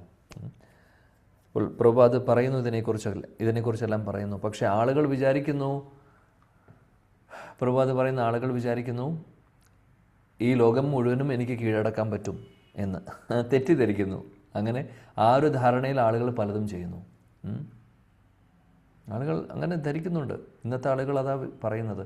അവരുടെ മോട്ടോ എന്ന് പറയുന്നത്, അവരുടെ ജീവിതത്തിൻ്റെ ലക്ഷ്യമാക്കി അവർ വെച്ചിട്ടുള്ളത് അതാണ്. അതായത് ലോകത്തെ കയ്യിലടക്കാൻ പറ്റും എന്നുള്ളത്. പല ആളുകളും പല രാജ്യങ്ങളും എല്ലാവരും ചിന്തിച്ചുകൊണ്ടിരിക്കുന്നുണ്ട്. പല രാജ്യങ്ങളും അവർ ചിന്തിക്കുന്നുണ്ട് ലോകം മുഴുവനും ഞങ്ങളുടെ കൺട്രോളിൽ വരണമെന്നുള്ളത്. ലോകം മുഴുവനും കൺട്രോളിൽ ഒരാളുടെ മാത്രമേ ഉള്ളൂ, അത് ഭഗവാന്റെ കൈകളിൽ മാത്രം. അപ്പോൾ ഇതെല്ലാം സമയം പാഴാക്കലാണ് എന്നുള്ളതാണ് പ്രഭുപാദ് പറയുന്നത്. അപ്പോൾ പല ഇതുപോലെ അഡ്വാൻസ്മെൻറ്റും പല ടെക്നോളജിയിലൂടെയൊക്കെ ആളുകൾ വിചാരിക്കുന്നു ഇതെല്ലാം എൻ്റെ കൺട്രോളിൽ കൊണ്ടുവരാൻ സാധിക്കും, എല്ലാത്തിനും ഒരു നിയന്ത്രണം കൊണ്ടുവരാൻ സാധിക്കും എന്നൊക്കെ ആളുകൾ വിചാരിച്ച് ഒരുപാട് ശാസ്ത്രജ്ഞന്മാർ അതിൻ്റെ പുറകിൽ ഒരുപാട് കാര്യങ്ങൾ കൊണ്ടുവരുന്നുണ്ട്, ചെയ്യുന്നുണ്ട്. ലോകത്തെ മുഴുവനും കീഴടക്കാൻ സാധിക്കും, കൺട്രോൾ ചെയ്യാൻ പറ്റുന്ന രീതിയിലുള്ള ഇന്നത്തെ ഇപ്പോൾ ആർട്ടിഫിഷ്യൽ ഇൻ്റലിജൻസ് ആണെങ്കിലും ഒരുപാട് ആളുകൾക്ക് പ്രതീക്ഷയുണ്ട് ലോകം മുഴുവനും കൺട്രോളിലേക്ക് കൊണ്ടുവരാൻ സാധിക്കും, പലതും സംഭവിക്കും. ഓക്കെ, ഈ ഭൗതിക ലോകത്തിൽ മെറ്റീരിയൽ ഭൗതികമായിട്ടുള്ള കാര്യങ്ങൾ അല്ലെങ്കിൽ ഇന്ദ്രിയ സുഖങ്ങൾക്ക് സഹായിക്കുന്ന കാര്യങ്ങളാണ് ഇതെല്ലാം. പക്ഷേ ഇതൊന്നും ഭഗവാനിലേക്ക് എത്തിക്കാൻ നമ്മളെ സഹായിക്കുന്നുണ്ടോ എന്നുള്ളതാണ് ചോദ്യം. ഓക്കെ, ആർട്ടിഫിഷ്യൽ ഇൻ്റലിജൻസ് ഉപയോഗിച്ച് ഒരു ബെനിഫിറ്റ് എന്താണെന്ന് വെച്ചാൽ ഇപ്പോൾ നമുക്കതുകൊണ്ട് എന്തെങ്കിലും പൂർണ്ണമായിട്ടും ഒരു മനുഷ്യനെ റീപ്ലേസ് ചെയ്യാൻ സാധിക്കില്ല എന്നുള്ളത് സത്യമാണ്. എന്നാൽ ഒരു കാര്യമുണ്ട്, നമ്മുടെ എഫിഷ്യൻസി കൂട്ടാൻ പറ്റും എന്ന് പറയുന്നു, അല്ലെങ്കിൽ നമ്മൾ ചെയ്യുന്ന കാര്യങ്ങളുടെ സമയം നമുക്ക് കുറയ്ക്കാൻ സാധിക്കുന്നു ഈ പറയുന്ന ആർട്ടിഫിഷ്യൽ ഇൻ്റലിജൻസ് എല്ലാം ഉപയോഗിക്കുമ്പോൾ. ആ നിലയ്ക്ക് നോക്കുമ്പോൾ ഭക്തരെ സംബന്ധിച്ചും ഉപകാരമാണ് ഒരു പരിധി വരെ. കാര്യം ഇപ്പോൾ നമുക്ക് എന്തെങ്കിലും ഒരു എസ്സേ എഴുതണം, ഇമെയിൽ എഴുതണം, എന്തെങ്കിലും ഒരു ആർട്ടിക്കിളോ എന്ത് വേണമെങ്കിൽ ആവട്ടെ, അത് നമുക്ക് എഴുതണമെങ്കിൽ നമ്മൾ പറ്റുന്ന രീതിയിൽ നമ്മൾ എഴുതി അതിൻ്റെ ഒരു ഐഡിയ കൊടുത്തു കഴിഞ്ഞാൽ ആർട്ടിഫിഷ്യൽ ഇൻ്റലിജൻസ് നമുക്ക് അതൊരു നല്ലൊരു രൂപത്തിൽ തരും. അപ്പോൾ ഒരുപാട് സമയം നമ്മളവിടെ ലാഭിക്കുന്നു. ആ സമയം ലാഭിക്കുന്നത് എന്തിനു വേണ്ടിയിട്ടാണ്? നമുക്ക് ആ സമയം ഭഗവാന്റെ കാര്യങ്ങൾക്ക് ഉപയോഗിക്കാൻ സാധിക്കും. ആ ഒരു നിലയ്ക്ക് ബെനിഫിഷ്യലാണ്. അങ്ങനെ ഒരുപക്ഷെ നമ്മുടെ സമയം ലാഭിക്കാൻ ഒരുപാട് സഹായിക്കുന്നുണ്ടാവും. എന്നാൽ ഈ ലോകത്തിലെ പ്രശ്നങ്ങൾ മാറ്റുന്നുണ്ടോ? ഇല്ല. ആദിദൈവിക ക്ലേശങ്ങൾ, ആധ്യാത്മിക ക്ലേശങ്ങൾ, ആദിഭൗതിക ക്ലേശങ്ങൾ മാറ്റുന്നുണ്ടോ? ജന്മമൃത്യു ജരാവ്യാധി മാറ്റാൻ സാധിക്കുമോ? ഒരു ഇൻ്റലിജൻസും ഒരു ആർട്ടിഫിഷ്യൽ ഇൻ്റലിജൻസും അല്ലെങ്കിൽ എന്ത് കണ്ടുപിടുത്തമാവട്ടെ അതിനൊന്നും സാധിക്കില്ല. അതൊക്കെ ഇതിനപ്പുറത്താണ്. അപ്പോൾ ഒരു മനുഷ്യന് ചെയ്യാൻ പറ്റുന്നത് മാക്സിമം ആളുകൾ ചെയ്യും. പ്രഭുപാദ് അതാണ് പറയുന്നത്, ഒരു മനുഷ്യനെ സംബന്ധിച്ച് പെർഫെക്ഷൻ നേടാൻ പോലും സാധിക്കും, ഭഗവാനുമായിട്ട് ഈക്വൽ ആവാൻ സാധിക്കില്ല. ഭഗവാന്റെ ശക്തികളെ മറികടക്കാൻ ആർക്കും സാധിക്കില്ല. 78% വരെ വേണമെങ്കിൽ ഭഗവാന്റെ ക്വാളിറ്റീസ് നമുക്ക് കിട്ടാം, അതിനപ്പുറത്തേക്ക് കിട്ടില്ല എന്നാണ് പ്രഭുപാദ് പറയുന്നത്. ഒരു ജീവാത്മാവിനെ സംബന്ധിച്ച് മാക്സിമമാണ്. ബ്രഹ്മാവിനാണ് അതുള്ളത്. ബ്രഹ്മാവാണ് ഏറ്റവും ശ്രേഷ്ഠനായിട്ടുള്ള ജീവാത്മാവ്. അതിനപ്പുറത്ത് ആരുമില്ല. അദ്ദേഹത്തെ ഓവർടേക്ക് ചെയ്യാൻ ആർക്കും സാധിക്കില്ല. ബ്രഹ്മാവിൻ്റെ അവസ്ഥ ഈ ലോകം മുഴുവനും അല്ലെങ്കിൽ ഈ വിസർഗം ചെയ്യുന്ന ബ്രഹ്മാവ്, അതായത് യൂണിവേഴ്സസിലുള്ള ആളുകൾക്ക് വേണ്ട ശരീരം കൊടുക്കുന്നു, ഈ 14 ലോകങ്ങൾ ഉണ്ടാക്കുന്നു, ഇതെല്ലാം ചെയ്യുന്നത് ബ്രഹ്മാവാണ്. പല കാര്യങ്ങളും ചെയ്യുന്നത് ബ്രഹ്മാവാണ്. ഒരുപാട് ഗ്രഹങ്ങൾ, പ്ലാനറ്റുകൾ ഉണ്ടാകുന്നു, ഇതെല്ലാം ബ്രഹ്മാവിൻ്റെ വിസർഗത്തിൽ വരുന്നതാണ്. ഇത്രയും ഇൻ്റലിജൻ്റ് ആയിട്ടുള്ള ബ്രഹ്മാവ് പോലും ഭഗവാന്റെ മുമ്പിൽ പറയുന്നു എനിക്കൊന്നും അറിയില്ല എന്നുള്ളത്. ബ്രഹ്മവിമോഹൻ ലീല എടുത്ത് വായിച്ചു കഴിഞ്ഞാൽ അറിയാം. ബ്രഹ്മാവിൻ്റെ അത് കഴിഞ്ഞിട്ട് 14ാമത്തെ അധ്യായത്തിൽ അദ്ദേഹം പ്രാർത്ഥിക്കുന്നുണ്ട്. അവിടെ ബ്രഹ്മാവിൻ്റെ പ്രാർത്ഥനയിലുണ്ട്, ഓരോ ശ്ലോകത്തിലും ബ്രഹ്മാവ് കാലിൽ വീണ് കരയുവാണ് ചെയ്യുന്നത്. പറയുന്നു ഭഗവാനോട് എനിക്കൊന്നും അറിയില്ല, അതായത് എന്തൊക്കെയോ അങ്ങ് പറഞ്ഞ് ഞാൻ ചെയ്യുന്നുണ്ട്, പക്ഷേ എനിക്ക് പോലും ഒന്നും അങ്ങ് മനസ്സിലാക്കാൻ സാധിക്കുന്നില്ല.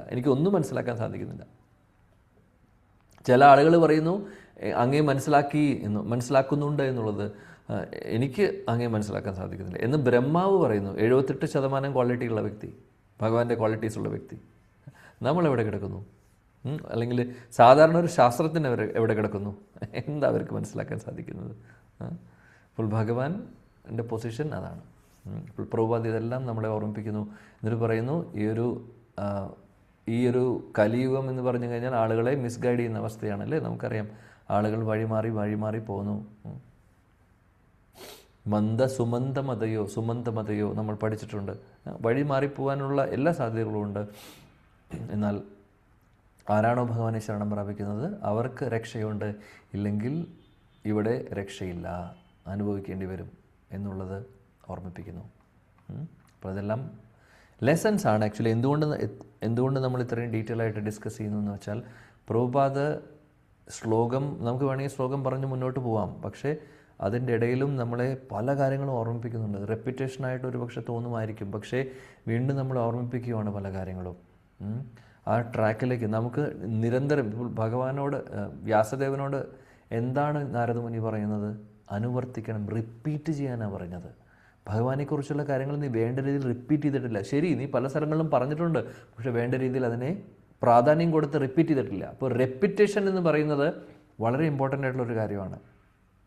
അപ്പോഴാണ് നമ്മളെപ്പോലുള്ള ബുദ്ധി കുറവുള്ള ആളുകളുടെ ചെവിയിലേക്ക് കയറുള്ളൂ. കേട്ട് കേട്ട് കേട്ട് കേട്ട് കേട്ട് തന്നെ വീണ്ടും കേട്ട് കേട്ട് അത്യാവശ്യമാണ്. അതുകൊണ്ട് പ്രഭുപാദം നമ്മളെ വിടുന്നില്ല. ഓരോ ഭാവാർത്ഥത്തിലും പറ്റാവുന്ന എല്ലാ ലെസൺസും അദ്ദേഹം ഇൻക്ലൂഡ് ചെയ്തിട്ടുണ്ട്.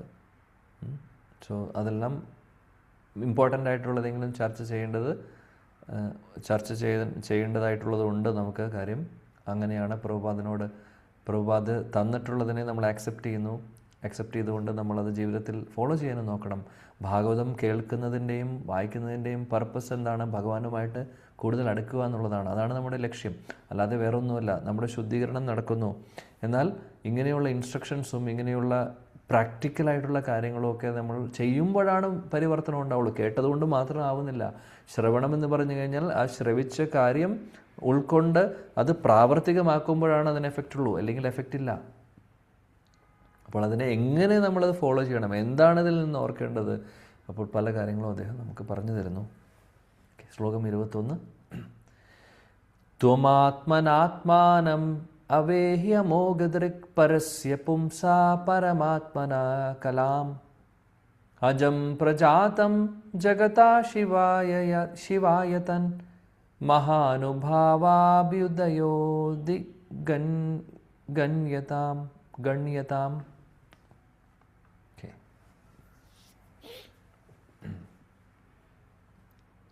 ലേഖ മാതാജി.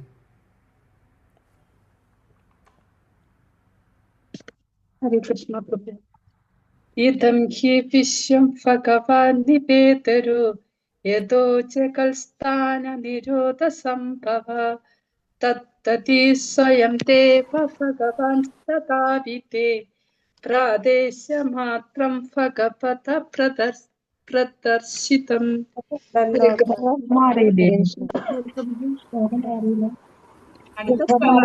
ആരെയാണ് വായിച്ചത്? ഹരേ കൃഷ്ണ.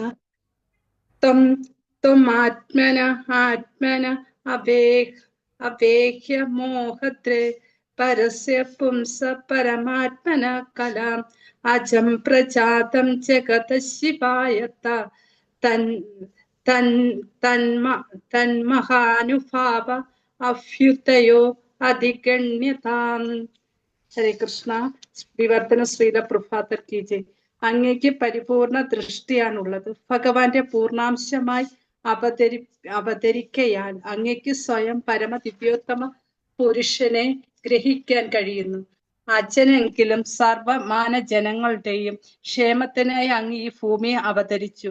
ആകയാൽ പരമ ദിവ്യോത്തമ പുരുഷനായ ശ്രീകൃഷ്ണ ഭഗവാന്റെ സർവ അതിശയവും അതീന്ദ്രിയവും ആജ്ഞാനപരവുമായ ലീലകളെ ദയവായി സുവ്യക്തമായും സവിസ്തരവുമായി വിശദീകരിച്ച് വർണ്ണിച്ചാലും. ഹരേ കൃഷ്ണ പ്രഭുജി. Thank you. വ്യാസദേവനോട് നാരദമുനി പറയുന്നു, ഇൻസ്ട്രക്ഷൻ കൊടുക്കുവാണ്.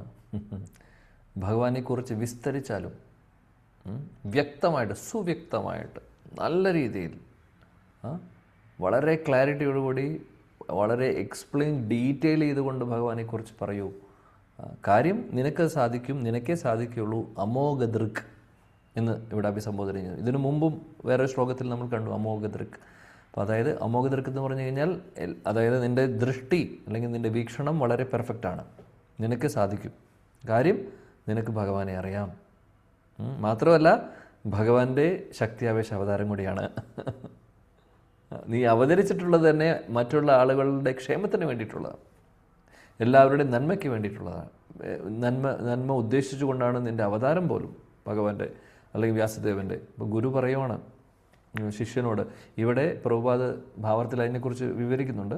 അപ്പോൾ പറയുന്നു വ്യാസദേവനോട്, അമോഘതെടുക്കും, നിനക്ക് എല്ലാം അറിയാം, അങ്ങയ്ക്ക് സാധിക്കും, ഭഗവാന്റെ അംശമാണ്, എല്ലാവരുടെയും ക്ഷേമത്തിന് വേണ്ടിയിട്ടാണ് അങ്ങ് അവതരിച്ചിട്ടുള്ളത്. അതുകൊണ്ട് ദയവ് ചെയ്ത് വിസ്തരിച്ച് എഴുതും, അല്ലെങ്കിൽ വിസ്തരിച്ച് പറയൂ ഭഗവാനെക്കുറിച്ച് എന്നാണ് പറയുന്നത്. പ്രഭുപാജി ഭാവാർത്ഥത്തിൽ പറയുന്നു ഭഗവാന്റെ ശക്തിയാവേശ അവതാരമാണ് ശ്രീല വ്യാസദേവൻ എന്നുള്ളത്. ഈ ലോകത്തുള്ള നമ്മളെപ്പോലുള്ള അതപരിച്ചിട്ടുള്ള ആളുകളുടെ ഇടയിലേക്ക് വ്യാസദേവൻ വന്നതുകൊണ്ട് മാത്രമാണ് നമുക്ക് ശ്രീമദ് ഭാഗവതവും ഭഗവത്ഗീതയും എല്ലാം കിട്ടിയിട്ടുള്ളത്. ഇല്ലെങ്കിൽ നമ്മുടെ അവസ്ഥ എന്തായിരിക്കും? ഇപ്പം നമ്മുടെ എല്ലാവരുടെയും ഒന്ന് ആലോചിച്ച് നോക്കുക. അദ്ദേഹത്തിൻ്റെ ഉള്ളിൽ ഇതെല്ലാം അദ്ദേഹം എന്തുകൊണ്ട് എഴുതി? ആരെങ്കിലും പറഞ്ഞിട്ടാണോ? അല്ലെങ്കിൽ നമ്മൾ ആരെങ്കിലും റിക്വസ്റ്റ് ചെയ്തിട്ടാണോ? അദ്ദേഹത്തിൻ്റെ മഹാകൃപ കൊണ്ട് അദ്ദേഹം ചെയ്യുന്നതാണ്. ആ അവതാരത്തിൻ്റെ ഉദ്ദേശം അതാണ്.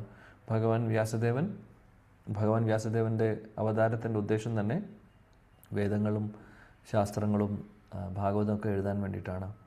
പ്രഭുപാദ് ഭാവാർത്ഥത്തിൽ പറയുന്നു, വേറൊരു കാര്യം പറയുന്നത് എന്താണെന്ന് വെച്ചാൽ, ശ്രീപാദ് നാരദമുനി ഈ ഒരു ലീലയിൽ നമ്മൾ കാണുന്നു വ്യാസദേവൻ്റെ ഗുരുവായിട്ട്.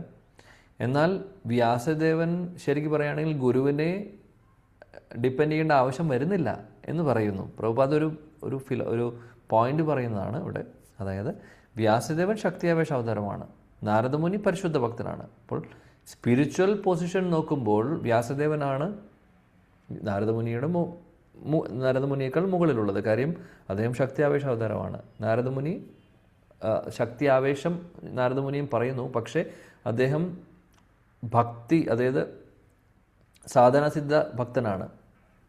അദ്ദേഹം സാധന ചെയ്ത് പെർഫെക്ഷനായി നേടിയിട്ടുള്ള വ്യക്തിയാണ്. വ്യാസദേവൻ അങ്ങനെയല്ല, ഡയറക്റ്റ് ശക്തിയാവേശ അവതാരമാണ്. അപ്പോൾ ഒരു ഗുരുവിൻ്റെ ആവശ്യം വ്യാസദേവൻ ആക്ച്വലി ഇല്ല. പ്രഭുപാദ് ഒരു പോയിന്റ് പറയുന്നതാണ്.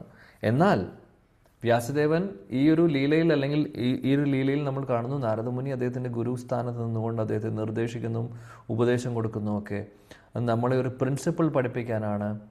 എന്താണ് ആ പ്രിൻസിപ്പിൾ? ആചാര്യന്മാർ നമ്മളെ പഠിപ്പിക്കുന്നതാണ്. അതായത് ഭഗവാന്റെ അടുത്തേക്ക് എത്തണമെങ്കിൽ ആധ്യാത്മിക ഗുരുവിൻ്റെ ആവശ്യമുണ്ട് എന്നുള്ളത്. ആ ഒരു പ്രിൻസിപ്പിൾ നമ്മളെ പഠിപ്പിക്കുന്നു. ശ്രീ ചൈതന്യ മഹാപ്രഭു അവതരിച്ചപ്പോഴും അദ്ദേഹത്തിനും ഗുരുവിനെ സ്വീകരിക്കേണ്ട ആവശ്യം ഉണ്ടായിരുന്നില്ല. പക്ഷേ അദ്ദേഹം ഗുരുവിനെ സ്വീകരിച്ചിരുന്നു. എന്തിനു വേണ്ടിയിട്ടാണ്? നമ്മളെ പഠിപ്പിക്കാൻ വേണ്ടി. ഇതാണ് സിസ്റ്റം. അപ്പോൾ ഗുരു ഇല്ലെങ്കിലും സാരമില്ല, എനിക്ക് ലക്ഷ്യത്തിലേക്ക് എത്താൻ പറ്റുമെന്ന് പറയുമ്പോൾ അത് നമ്മൾ ഈ പരമ്പര നോക്കിയാൽ മതി. പരമ്പര നോക്കുമ്പോൾ കാണാം ഗുരുവില്ലാത്ത ആരുമില്ല. ഭഗവാൻ അവതാരമെടുക്കുമ്പോഴും അതേപോലെ തന്നെ നമ്മുടെ ആചാര്യ പരമ്പര നോക്കിക്കഴിഞ്ഞാലും ഗുരുവിനെ സ്വീകരിക്കുന്നുണ്ട്. അപ്പോൾ ഗുരു ജീവിതത്തിൽ വളരെ ഇമ്പോർട്ടൻ്റ് ആയിട്ടുള്ള ഒരു വ്യക്തിയാണ്. ഗുരു കൃഷ്ണപ്രസാദേ പായേ ഭക്തി ലതാ ബീജ്. അപ്പോൾ ഗുരുവില്ലാതെ ഭഗവാനിലേക്ക് എത്താൻ പറ്റുമോ എന്നുള്ള ചോദ്യമൊക്കെ നമ്മുടെ ഉള്ളിലുണ്ടാവും. പക്ഷേ അതിൽ ഒരുപാട് ഡീറ്റെയിൽസ് ഉണ്ട്. ആചാര്യന്മാർ അതിനെക്കുറിച്ച് വിസ്തരിക്കുന്നുണ്ട്. ഗുരുവിൻ്റെ ആവശ്യമുണ്ട്, ഇല്ലെങ്കിൽ ഭഗവാൻ അദ്ദേഹത്തിൻ്റെ അവതാരങ്ങളിൽ ഗുരുവിൻ്റെ പ്രാധാന്യം പറയില്ലായിരുന്നു, അല്ലെങ്കിൽ കാണിക്കില്ലായിരുന്നു, അദ്ദേഹം ചെയ്യില്ലായിരുന്നു.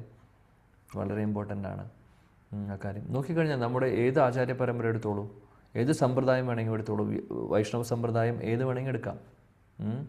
നിംബാർക്ക സമ്പ്രദായമാവട്ടെ, രുദ്ര സമ്പ്രദായമാവട്ടെ, അതേപോലെ തന്നെ കുമാര സമ്പ്രദായം വൈദവേ, അല്ലെങ്കിൽ ശ്രീ വൈഷ്ണവ സമ്പ്രദായമാവട്ടെ, ശ്രീപദ് മാധവാചാര്യ സമ്പ്രദായമാവട്ടെ, മഹാപ്രഭുവിൻ്റെ ഗൗഡീയ സമ്പ്രദായമാവട്ടെ, എല്ലായിടത്തും ഗുരുശിഷ്യ പരമ്പരയുണ്ട്. അതാണ്. അപ്പോൾ അത് ഒത്തൻറ്റിക് ആയിട്ടുള്ള കാര്യമാണ്. ബ്രഹ്മാവിൽ നിന്ന് വരുന്നതും ശ്രീ അല്ലെങ്കിൽ ലക്ഷ്മി ദേവിയിൽ നിന്ന് വരുന്നതും മഹാദേവനിൽ നിന്ന് വരുന്നതും കുമാരന്മാരിൽ നിന്ന് വരുന്നതും ആ ഗുരുശിഷ്യ പരമ്പരയാണ് കാണുന്നത്. അപ്പോൾ ഇത് വളരെ പ്രധാനപ്പെട്ട ഒരു കാര്യമാണ് എന്നുള്ളത് വീണ്ടും നമ്മളെ ഓർമ്മിപ്പിക്കുന്നു. വ്യാസദേവൻ നമ്മളെ പഠിപ്പിക്കുന്നു, നാരദമുനിയും ഈ ഒരു ലീലയോടെ പഠിപ്പിക്കുന്നു. ഇതെല്ലാം അതാണ് പറയുന്നത്. Yes, okay. 22ാമത്തെ ശ്ലോകം നമുക്ക് നാളെ പഠിക്കാം. 22 മുതൽ നമുക്ക് നാളെ നോക്കാം.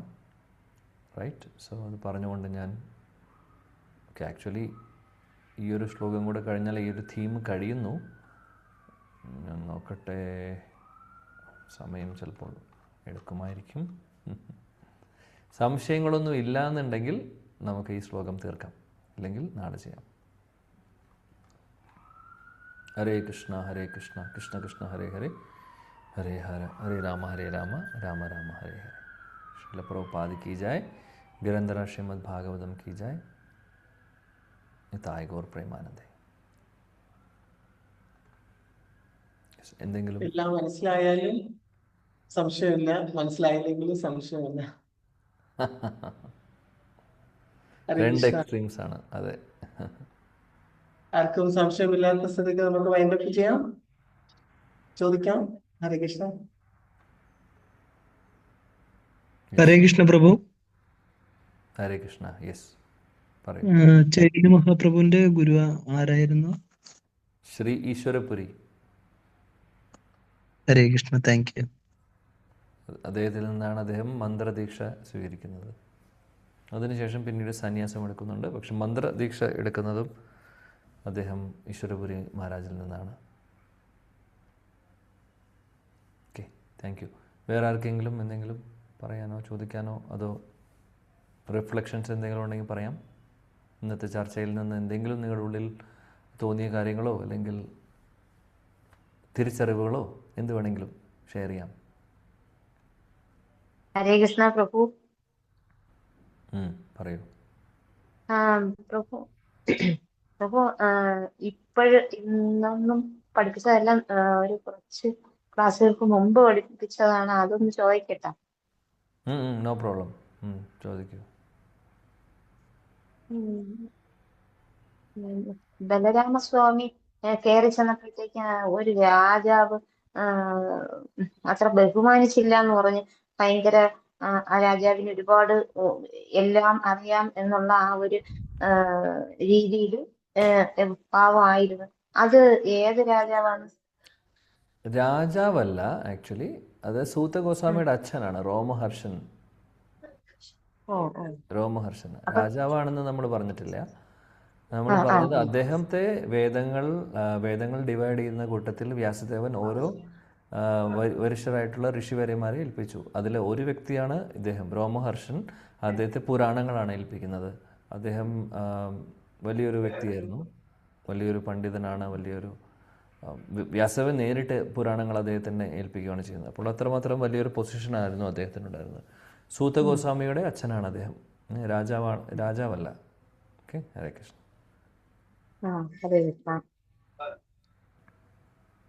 ഹരേ കൃഷ്ണ പ്രഭു. പ്രണാമ പ്രഭുജി. പറയൂ. ഹരേ പ്രണാമം.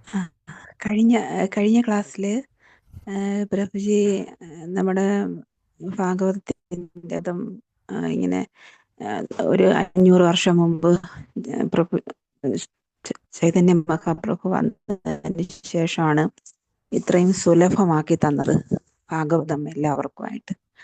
അപ്പം പിന്നെ അതിനെക്കുറിച്ച് പ്രഭുജി പറഞ്ഞിരുന്നു.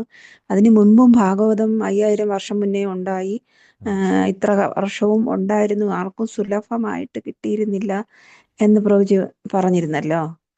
അപ്പോൾ എനിക്ക് തോന്നിയത് എന്താന്ന് പറഞ്ഞാൽ, ഭഗവാൻ തന്നെ പറഞ്ഞിട്ടുണ്ടായിരുന്നില്ലേ എപ്പോഴാണ് ധർമ്മം, ഭഗവാൻ ഭാഗവതം സ്വയം ഭഗവാൻ എന്നാണല്ലോ നമുക്ക് പറഞ്ഞു തന്നത്. അപ്പോൾ എപ്പോഴാണോ ധർമ്മം നശിക്കുന്നത് അല്ലെങ്കിൽ ധർമ്മത്തിന് ഹാനി സംഭവിക്കുന്നത്, അപ്പോൾ ഭഗവാൻ സ്വയം അവതരിക്കുമെന്ന് നമുക്ക് പറഞ്ഞു തന്നിട്ടുണ്ടല്ലോ, അറിയാമല്ലോ. അപ്പോൾ എനിക്ക് ചോദിക്കാനുള്ളത്, എനിക്ക് മനസ്സിൽ തോന്നിയതാണ്. അപ്പോൾ ആ ഭാഗവതം എല്ലാവർക്കും കൊടുക്കപ്പെട്ടില്ല, കുറേ പേര് എന്ന് പറഞ്ഞാൽ എല്ലാവരും ഉൾപ്പെടുന്ന ഒരു സമൂഹത്തിന് അത് മറയ്ക്കപ്പെട്ടു ഒരു പരിധി വരെ. ഭാഗവതമായാലും എല്ലാം അറിയാമല്ലോ, എല്ലാം ചരിത്രം.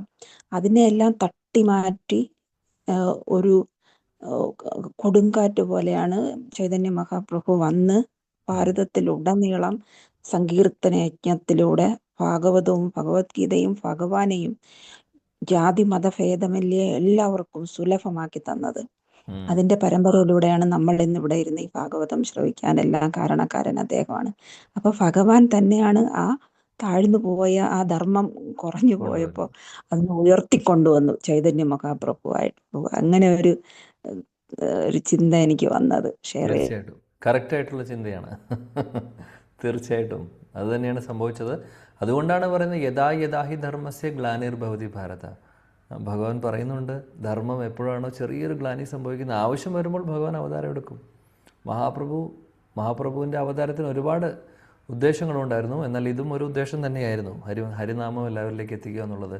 അപ്പോൾ അവിടെ ആവശ്യമായിരുന്നു കലിയുഗത്തിൻ്റെ തുടക്കത്തിൽ തന്നെ ആളുകൾക്ക് ഇത് പറഞ്ഞു കൊടുക്കണം എന്നുള്ളത്. അപ്പോൾ അതുകൊണ്ടാണ് അദ്ദേഹം കുറച്ച് വർഷങ്ങൾ മുമ്പ്, 500 വർഷങ്ങൾ മുമ്പ് അവതരിച്ചതും നമ്മളിലേക്ക് ഇതെത്തിച്ചതും. അതുകൊണ്ടാണ് നമ്മൾ അദ്ദേഹത്തിൻ്റെ മഹാകൃപയുടെ പാത്രങ്ങളായി നമ്മളിവിടെ ഇരിക്കുന്നത്. ഇനിയും ഒരുപാട് പറയുന്നു മഹാപ്രഭുവിൻ്റെ അവതാരത്തിന് ശേഷം 10,000 വർഷമേ ഉള്ളൂ ഇത് ഈ ഗോൾഡൻ ടൈം ഉണ്ടാവുന്നതെന്ന് പറയുന്നത്, സുവർണകാലം. അതിനുശേഷം വീണ്ടും ഗ്ലാനി സംഭവിക്കും. അതിനുശേഷം എന്ത് സംഭവിക്കും, ഏത് ലെവലിലേക്ക് പോകുന്നുള്ളത് അറിയില്ല. അപ്പോൾ ആചാര്യന്മാർ പറയുന്നുണ്ട് ഈ ഒരു സമയം നമ്മൾ പാഴാക്കരുത് എന്നുള്ളത്. മഹാപ്രഭുവിൻ്റെ ആ ഒരു അദ്ദേഹത്തിൻ്റെ അവതാരത്തിൻ്റെ ആ ഒരു ശക്തി ഉള്ള സമയം നമ്മൾ യൂട്ടിലൈസ് ചെയ്തുകൊണ്ട് ഇവിടെ നിന്ന് രക്ഷപ്പെടാൻ നോക്കണം. ഇല്ലെങ്കിൽ ഇവിടുത്തെ കലിയുഗത്തിലെ അവസ്ഥ എന്തായിരിക്കുമെന്ന് അറിയില്ല. ഭഗവാൻ ഇനി അവതാരം എടുക്കുമായിരിക്കും, നമുക്കതൊന്നും പറയാൻ പറ്റില്ല. പക്ഷെ എന്നാലും ബ്രഹ്മാവിൻ്റെ ഒരു ദിവസത്തിൽ ഒരു പ്രാവശ്യം മഹാപ്രഭു അവതരിക്കുന്നുള്ളൂ. ബ്രഹ്മാവിൻ്റെ ഒരു ദിവസത്തിൽ ഒരു പ്രാവശ്യമേ കൃഷ്ണനും അവതരിക്കുന്നുള്ളൂ, നമ്മുടെ ശ്യാമസുന്ദര കൃഷ്ണൻ. അപ്പോൾ ആ ഒരു സംഭവം നടന്നത് ഈ അടുത്താണ്. അപ്പോൾ ഇനി അടുത്ത ബ്രഹ്മാവിൻ്റെ ദിവസം വരെ സംഭവിക്കാൻ പോകുന്നില്ല, അത് ഓർക്കണം. അപ്പോൾ എത്രമാത്രം ഭാഗ്യം ചെയ്തിട്ടുണ്ട് നമ്മൾ ഓരോരുത്തരും. വളരെ ക്ലോസ് ആണ്. 500 വർഷമായിട്ടുള്ള മഹാപ്രഭു വന്നിട്ട് 5000 വർഷം മുമ്പ് ഭഗവാൻ വന്നു. ഇനി ഈ യുഗം തീരാൻ തന്നെ 4,27,000 വർഷങ്ങൾ കിടക്കുന്നു. ഈ യുഗം തീരാൻ ബ്രഹ്മാവിൻ്റെ ഒരു ദിവസം അപ്പോഴും തീരുന്നില്ല. ബ്രഹ്മാവിൻ്റെ ഒരു ദിവസം എന്ന് പറഞ്ഞാൽ കാലയളവ് എത്രയാണെന്ന് നമുക്കറിയാലോ. ഈ 4 യുഗങ്ങൾ 1000 പ്രാവശ്യം കറങ്ങി കഴിഞ്ഞാലാണ് സംഭവിക്കുന്നത്.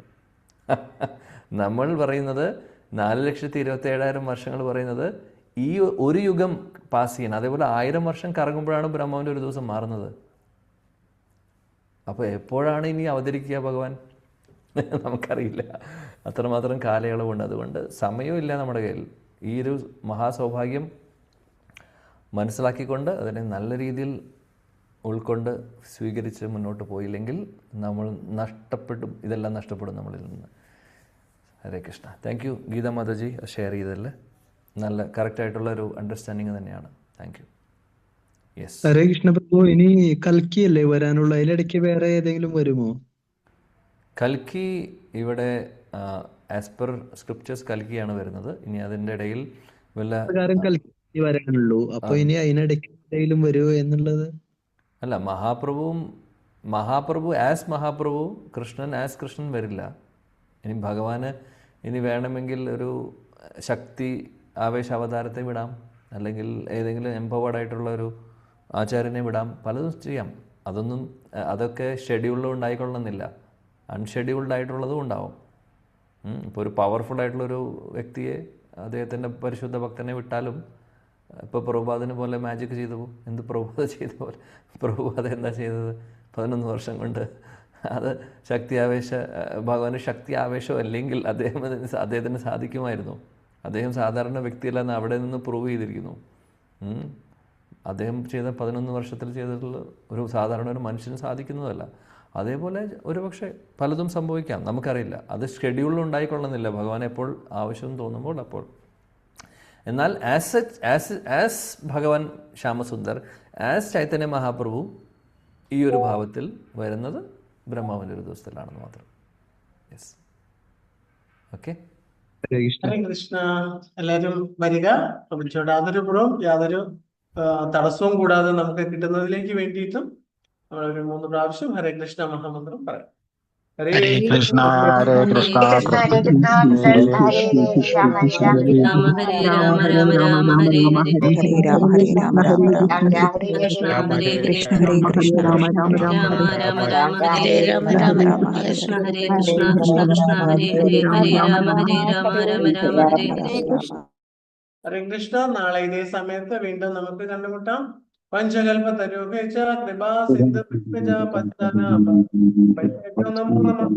കോടി വൈഷ്ണവൃന്ദയ്ക്ക് ഹരിനാമ സംഗീതന ഹരേ കൃഷ്ണ മഹാമന്ത്ര की श्रील प्रभुपाद के जय, श्री आनंद पद्मनाभ स्वामी की जय. हरे कृष्ण प्रभु. दंडवत. ഹരേ കൃഷ്ണ. ഹരേ കൃഷ്ണ. താങ്ക് യു പ്രഭുജി. ഹരേ കൃഷ്ണ. Thank you. നന്ദി പറയുന്നു.